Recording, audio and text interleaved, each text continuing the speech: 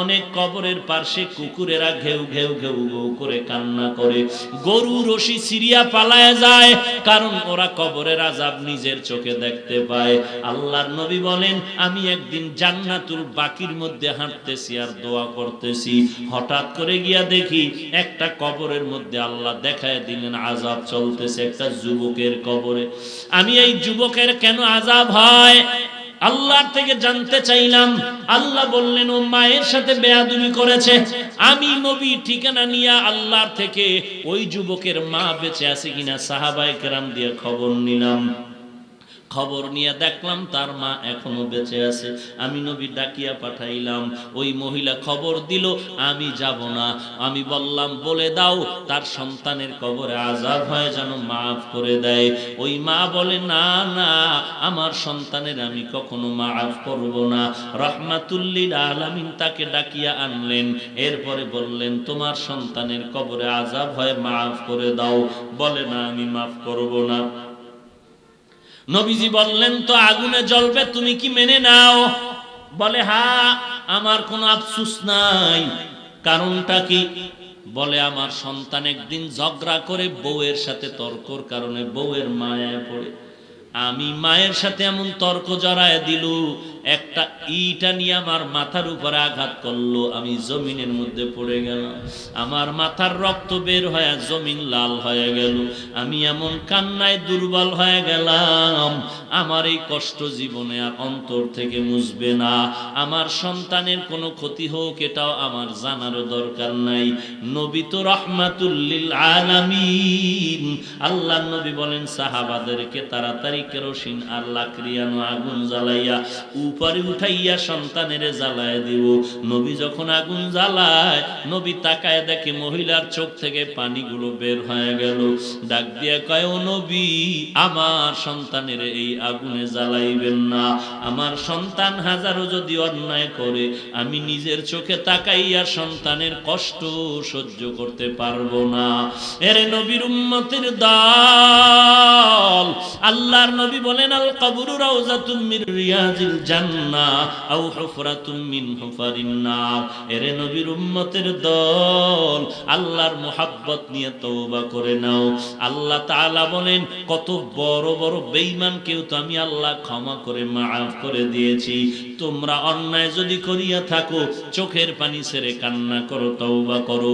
আল্লাহর নবী বলেন, গাভীর ওলান থেকে দুধ বের করে ভেতরে যেমন ঢুকানো আর সম্ভব না, যারা আল্লাহর মহব্বতে তওবার নিয়তে গুনার ভয়ে চোখের পানি ছেড়ে কানবে, ওই বান্দাকে আর জাহান্নামে দেওয়াও সম্ভব হবে না। অতএব আল্লাহর কাছে তওবা করো, হে মালিক, এই ময়দানে কেউ আমাকে চিনে না, জানে না আমি কার সন্তান, কার ভাই। ও আল্লাহ, তুমি তো জানো এই ময়দানের মধ্যে আমার মতো গুনাহগার মনে হয় আর কেউ নাই। গুনার কারণে দেখি আমার হাত না পাক, আমার জিহ্বা না পাক, আমার অন্তর না পাক। ও আল্লাহ, এই অন্যায়গুলো যদি আমার কেউ সামনে করতো, আমি তাকে লাথি মেরে তাড়ায় দিতাম। ও দয়ার মালিক, এত বড় বড় গুনাহ করার পরে তুমি একবারও রাগ করে পানি বন্ধ করো নাই, বাতাস বন্ধ করো নাই। ও আল্লাহ, তুমি সূর্যের আলো বন্ধ করো নাই। আজকে ময়দানে হাজির হয়ে গেলাম তওবার জন্য। কতবার আজান শুনলাম, মসজিদে গিয়ে নামাজ আদায় করলাম না, ঘাট তারামি করে চলে গেলাম। কত আলেম কত বুঝাইলো, তাদের সাথে আমি উল্টা পাল্টা ব্যবহার করলাম। ও আল্লাহ, আজকে তওবা করতেছি, জীবন চলে গেল, গুনাহের কাছেও যাব না, নামাজ ছাড়ব না, মা বাবাকে কষ্ট দিব না। এরে যুবক, আল্লাহর গোলাম, তোমার মতো যুবক আজকে তাকায় দেখো, অধিকাংশ ক্ষেত্রে যুবকের চতুর্দিকে লাশ আর লাশ, মরণের কবর। আবার তাকায় দেখো, তোমার মতো যুবক স্কুল কলেজে লেখাপড়া করে, নামাজের সময় এক ওয়াক্ত নামাজ বাদ দেয় না। তোমার মতো যুবক কোটি টাকার ব্যবসা করে, এক টাকাও হারাম খায় না। তোমার মতো যুবক ড্রাইভারি করে, কৃষি কাজ করে, শ্রমিকের কাজ করে, নামাজ বাদ দেয় না। তোমার মতো যুবক র্যাব, আর্মি, পুলিশ, বিডিআরের চাকরি করে, একটু নামাজ বাদ দেয় না। তুমি কেন পারবা না রে ভাই? আল্লাহর দরবারে তওবা করে নাও, একটু কষ্ট করে নামাজ চালু করো, দেখবা এক সপ্তাহ পরে নামাজ না পড়লে মনটা খারাপ লাগবে। অভ্যাস করে নাও, না পারলে বারবার আল্লাহর কাছে তৌফিক চাও। আর কোন ভালো আল্লাহওয়ালা যদি পাও, যাদের দোয়া কবুল হওয়ার মতো দিল সাক্ষী দেয়, এমন আল্লাহওয়ালার থেকে একটু দোয়া নিওয়ার বলিও, হুজুর আমার জন্য দোয়া করবেন, আমি যেন 5 ওয়াক্ত নামাজ পড়তে পারি ঠিক মতো। মনটা চায় পড়তে, কিন্তু মাঝে মাঝে যাই, মাঝে মাঝে যাইতে পারি না। এরে আল্লাহর বান্দা, সব লাইনে তোমার মতো নামাজি বান্দা থাকলে তুমি কেন পারবা না? আল্লাহর কাছে তৌফিক চাও, তওবা করো, আল্লাহ আর গুনাহের কাছেও যাব না, আর নামাজ ছাড়ব না, দেশ ও জাতির বিরুদ্ধে কোনো ষড়যন্ত্র করব না, আলেম ওলামাদের সাথে বেয়াদবিমূলক কোনো আচরণ করব না, বিরোধিতা করব না, গীবত শাকায়াত করব না। আল্লাহর কুদরতি ক্ষমতার মাঝে কাউকে অংশীদার বানানো শিরিক। সন্তান দেওয়ার কুদরতের ক্ষমতা কার? লিল্লাহি মুলকুস সামাওয়াতি ওয়াল আরদ ইয়াখলুকু মা ইয়াশা ইয়াহাবু লিমান ইয়াশাউ ইনাসান ওয়া ইয়াহাবু লিমান ইয়াশাউ যুকুর আও ইউযাওবিজুহুম যুকরানান ওয়া ইনাসা ওয়া ইয়াজআলু মান ইয়াশাউ আকিমা ইন্নাহু আলিমুন কাদির।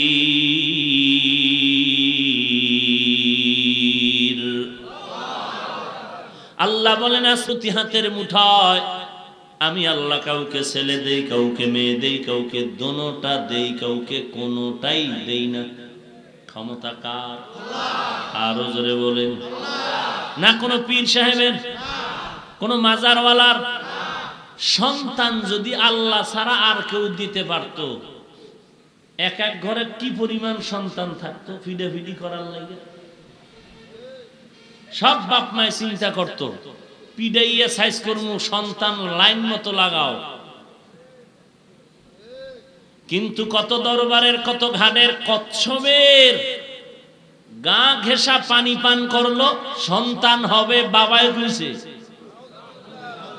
কত তাবিজ, কত ঘাটের পানি পান করলো, জোয়ারের ভাটার পানি নিয়ে তাবিজ বানায়ের পরে ব্যবহার করলো। শাহজালালের দরবারে কত দৌড়াইলো, শাহপরানের দরবারে দৌড়াইলো, শাহ আমানাতের দরবারে দৌড়াইলো। এরে আল্লাহর বান্দা, সন্তান দেওয়ার ক্ষমতা দুনিয়ার কারো নাই। সন্তান দেওয়ার ক্ষমতার একচ্ছত্র মালিকানা কার?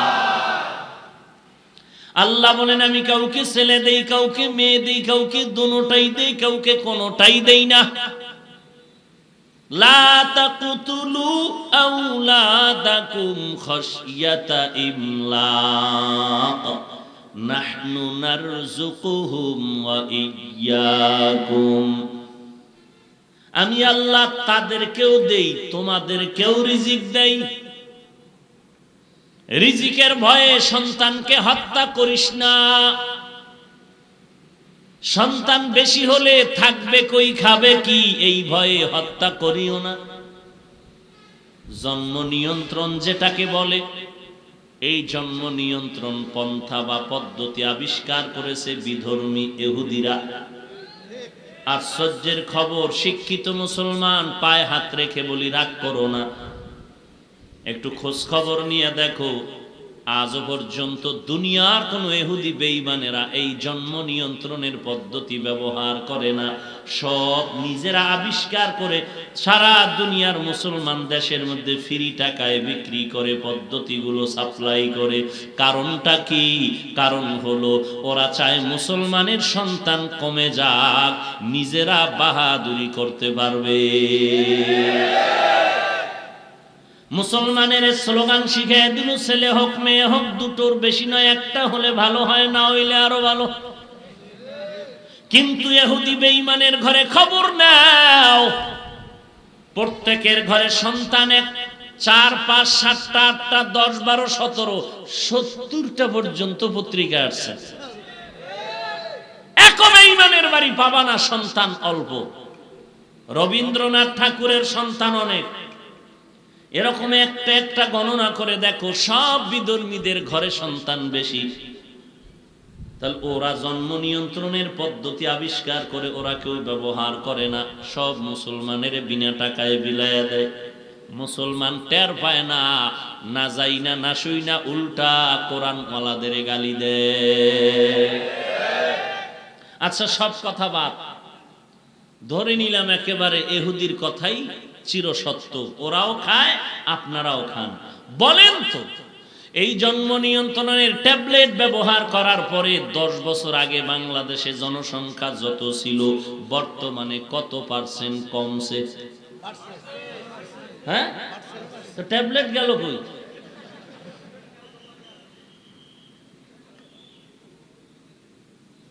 রাগ করতেছেন? বাস্তব কথা বলতেছে, আপনাদের জন্ম নিয়ন্ত্রণের ট্যাবলেট কই? এত সন্তান বাড়লো, সেই 10 বছরের তুলনায় অর্ধেক বেড়ে গেল। কোথায়? 8 কোটি আর 7 কোটি আর 10 কোটি, এখন 16 কোটি। হ্যাঁ ভাইরা আমার, তো লোক কমলো না বাড়লো? কথা বলেন না কেন? 10 সন্তানের মা বাবা ধনী নাই, 2 সন্তানের মা বাপ গরিব নাই। সন্তান বেশি কম সংখ্যা দিয়ে রিজিকের বন্টন হয় না, এগুলো সব কিছুর কুদরতি ক্ষমতা আল্লাহর হাতে। এজন্য 10 সন্তানের মা বাবাও না খাইয়া কেউ মরে নাই, বরং বড় আরামে আছে। 10 সন্তান, বাবা আরামে খায়, মা আরামে খায়, 10 ভাই 10 জায়গায় চাকরি করে, ব্যবসা করে, কৃষি কাজ করে, কত আরামে। এরকম আরামের সংসার আর কোথাও পাওয়া যায় না। আবার অপর দিয়ে তাকায় দেখো, যারা ছেলে মেয়ে দুটোর বেশি নয়, একটা হলে ভালো হয় যথেষ্ট স্লোগান দিয়ে বসে আছে, এদের কপাল বড় খারাপ। একদল ক্ষমতায় আসছে, ওই লোকটা অন্য দল করত, এখন চাকরি শেষ, গেল কই যথেষ্ট। কান্না ছাড়া উপায় নাই এখন। আগে এত বছর মসজিদে তেমন দেখা যাইতো না, এখন তাকবীরুল্লাহ ছুটে না। কি ব্যাপার? বলে ঘরে চাল ভাত নাই। খোদার সাথে কান্না ছাড়া কোনো উপায় নাই, চাকরিও নষ্ট, বেতন নাই। আল্লাহ বলেন, রিজিকের ভয়ে সন্তানরে হত্যা করো না। যারা এই সন্তান আল্লাহ দিতে পারেন মনে করার পরে আরো কাউকে এর সাথে অংশীদার বানায়, তারা শিরিক করলো। আল্লাহ বলেন সব গুনাহ মাফ হবে, শিরিকের গুনাহ কখনো মাফ হবে না। 2 নাম্বার শিরিক হলো শিরিক ফিল ইলম। গায়বের ইলম একমাত্র আল্লাহর দরবারে আছে, দুনিয়াতে আর কেউ গায়বের মালিক হতে পারে না। কেউ যদি মনে করে আল্লাহ ছাড়া আরো কেউ গায়ব জানে, অদৃশ্যের খবর জানে, এটা শিরিকের গুনাহ। সব গুনাহ মাফ হলেও শিরকের গুনাহ মাফ হবে না। বলে বুঝি না, আমগো পিসা বুঝুনি দিয়ে আমগো মনের খবর কয়া দেয়। কেমনে কয়া জানি না, ভেবে নিলাম সে তো গায়েব জানে। নবীজির কাছে জিবরাইল আমিন প্রশ্ন করলেন, কিয়ামত কবে হবে? নবী বললেন, আমি জানি না, প্রশ্নকারীর থেকে বেশি জানি না। জিবরাইল আমিন বললেন, তো কিয়ামতের কিছু নিদর্শন বলেন। নবী কিয়ামতের নিদর্শন বললেন। গায়বের মালিক যদি আমার নবী হইতেন, নবী জানতেন কিয়ামত কবে হবে। নবীর থেকে একটা বর্ণনাও নাই যে কিয়ামত কবে হবে। কিয়ামতের নিদর্শনের কথা আছে, আমার নবী বুঝায় গেলেন দুনিয়াতে গায়বের মালিক একমাত্র আল্লাহ ছাড়া আর কেউ গায়ব জানে না। জানে? 3 নাম্বার শিরিক ফিল হুকুম। আলা লাহুল খালক ওয়াল আমর। সৃষ্টি যার, হুকুম চলবে তার। আল্লাহর আদেশ মান্য করো বান্দা, এটাই হলো প্রাধান্য। আল্লাহর হুকুমের থেকে আরো কারো হুকুমকে প্রাধান্য দেওয়ার নাম শিরক। লা তাআতা লিমাখলুকিন ফি মাসিয়াতিল খালিক। আল্লাহকে বেজার করে, আল্লাহর কথা অমান্য করে অন্য কারো আদেশ নিষেধ মেনে নেওয়া হারাম।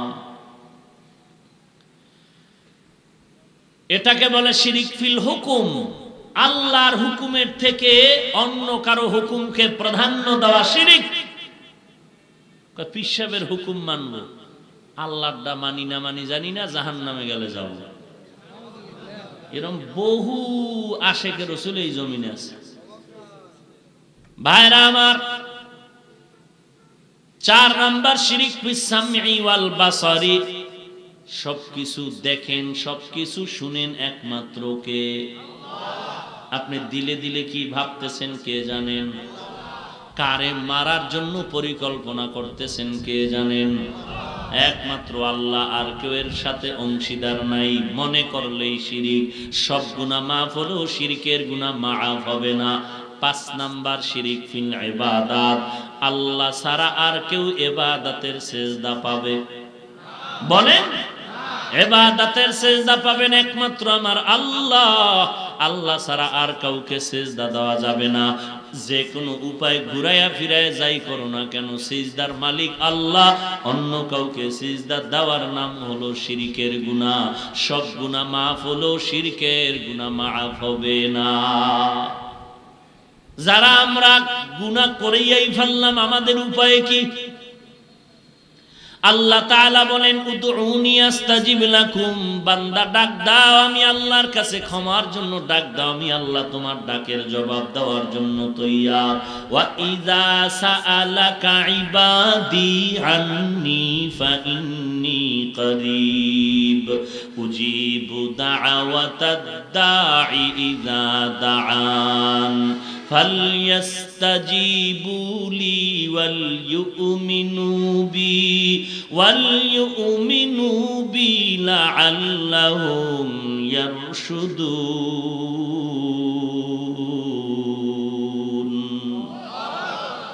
এরে বান্দা, তুই কি প্রশ্ন করবি? তোর কি সওয়াল আছে? চা। এরে বান্দা, আমি আল্লাহ তোর কাছে আছি, কি দরকার বল। দুনিয়াওয়ালারা চাইলে বেজার হয়, আমি আল্লাহ না চাইলে বেজার হই। কারণ দুনিয়ার সবাই স্বার্থপর, অভাবী। আমি আল্লাহর কোনো অভাব নাই, কোনো স্বার্থ নাই। আমি আল্লাহর কাছে চাও, আলা বিল মুস্তাগফিরিন ফাগফির আলাহ। কে গুনাহ করেছো ক্ষমা চাও, আমি আল্লাহ ক্ষমা করে দিব। কারণ আমি আল্লাহ চাই না কেউ জাহান্নামে যাবে। কারণ বান্দা, তুই এতটাই যে দুর্বল, ওই যে জমিন থেকে 9,30,00,000 মাইল উপরের সূর্যের গরম সহ্য করতে পারো না।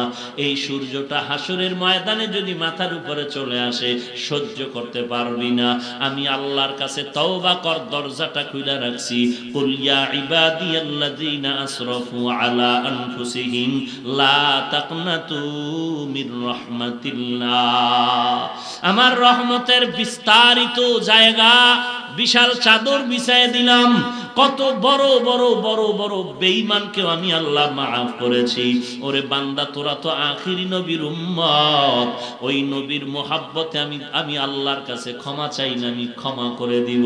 ও আল্লাহ, আমার মতো গুনাহগার কেউ নাই, নিজেকে ছোট মনে করো।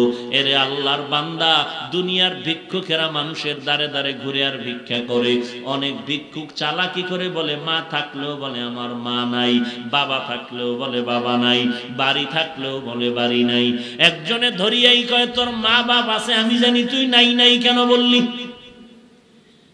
ভিক্ষুক বলে, ভাই কথাটা ফ্লাশ করো না, কারণ আমি জানি মালিকের দরওয়াজায় দাঁড়াইয়া নাই নাই নাই যত বেশি বলা যাবে, মালিকের দিলটা নরম হবে।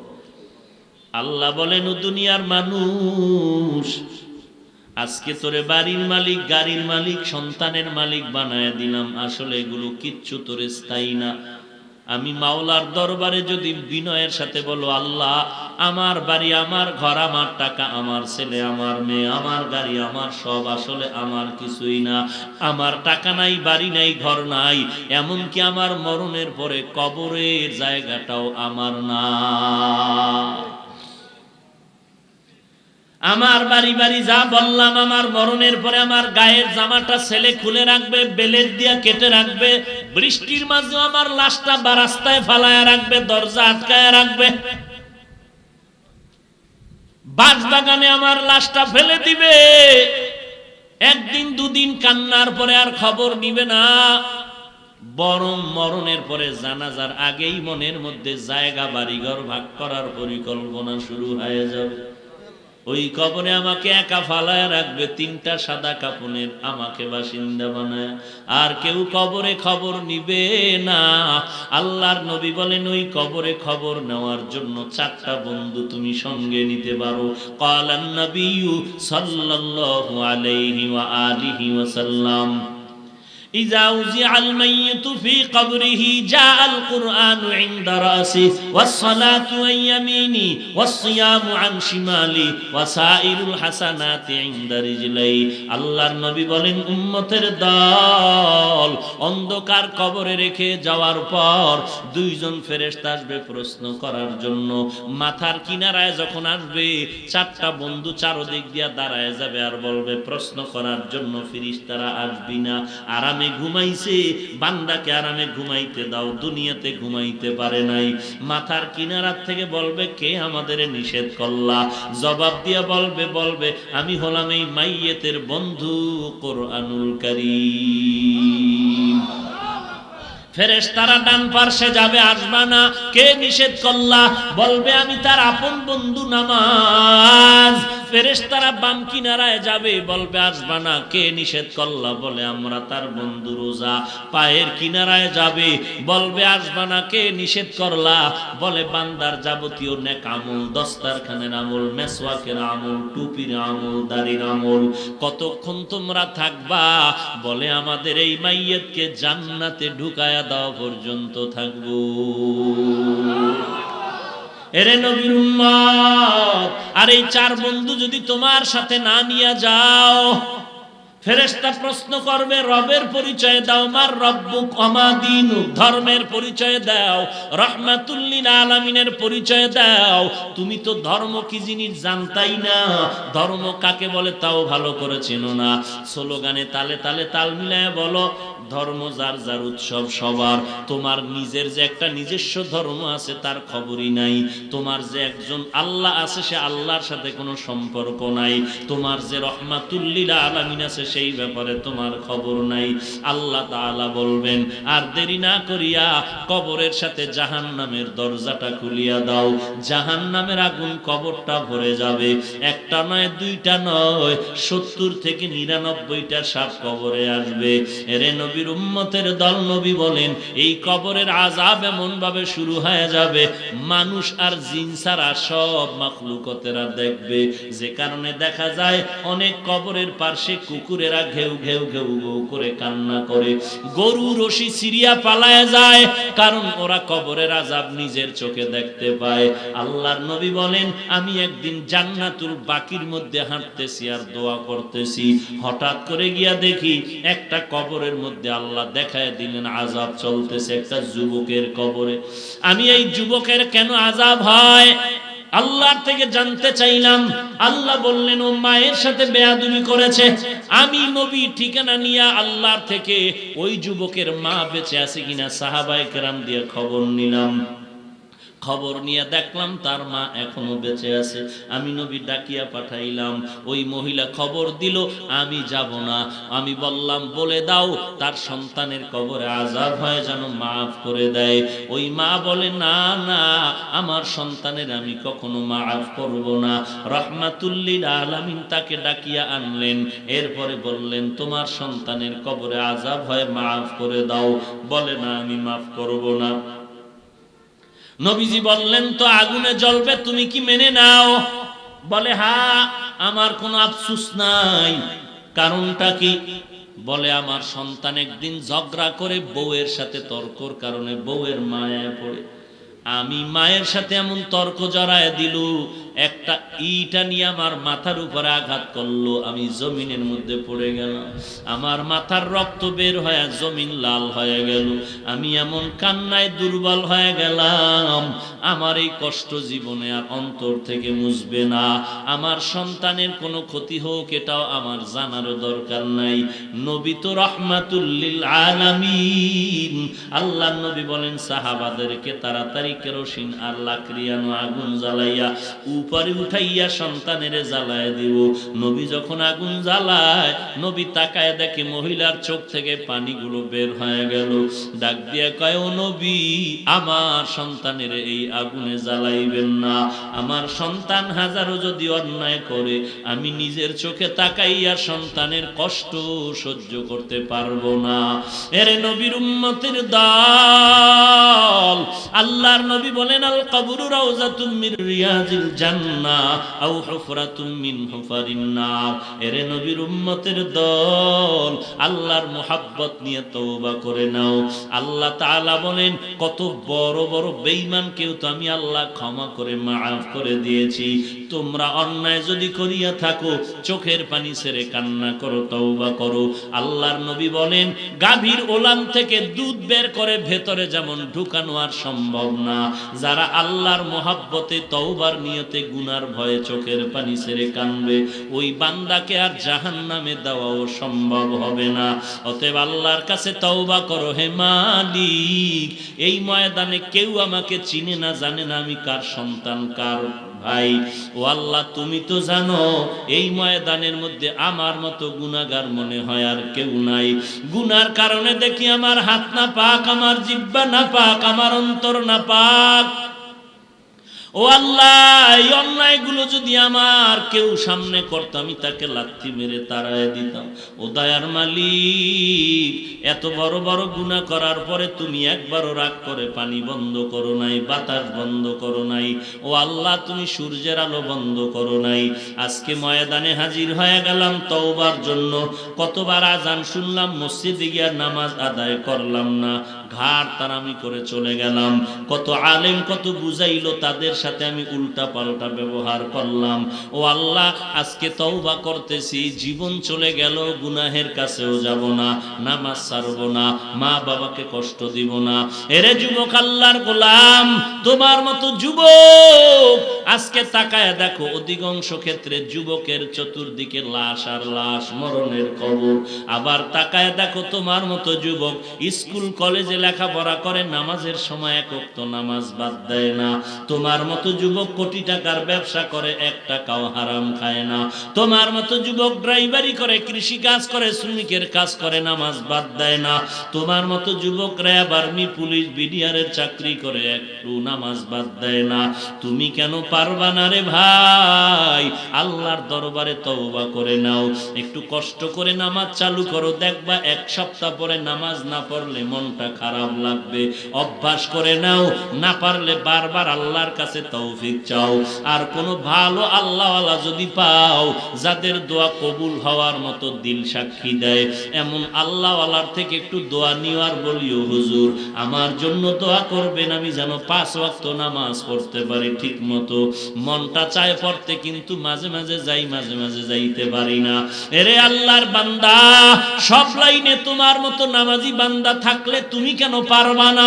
আল্লাহর কাছে তৌফিক চাও, তওবা করো। আল্লাহ, আর গুনাহের কাছেও যাব না, আর নামাজ ছাড়বো না, দেশ ও জাতির বিরুদ্ধে কোনো ষড়যন্ত্র করব না, আলেম ওলামাদের সাথে বেয়াদবিমূলক কোনো আচরণ করব না, বিরোধিতা করব না, গীবত শিকায়াত করব না। তওবা করার যদি খাস নিয়ত থাকে, মুনাফিকি যদি না থাকে, খাঁটি তওবার নিয়তে দুটো হাত আল্লাহকে দেখায় দাও। আয় আল্লাহ, সবার হাত কবুল করে নেন। আয় আল্লাহ, আমাদের তওবা কবুল করে নেন। তওবার উপরে মজবুত হয়ে চলার তৌফিক দান করেন। আয় আল্লাহ, গুনাহের প্রতি ঘৃণা জমায়ে দেন, নবীর তরিকা মতে চলার তৌফিক দান করেন। আমিন। আলহামদুলিল্লাহি রাব্বিল আলামিন। والصلاة والسلام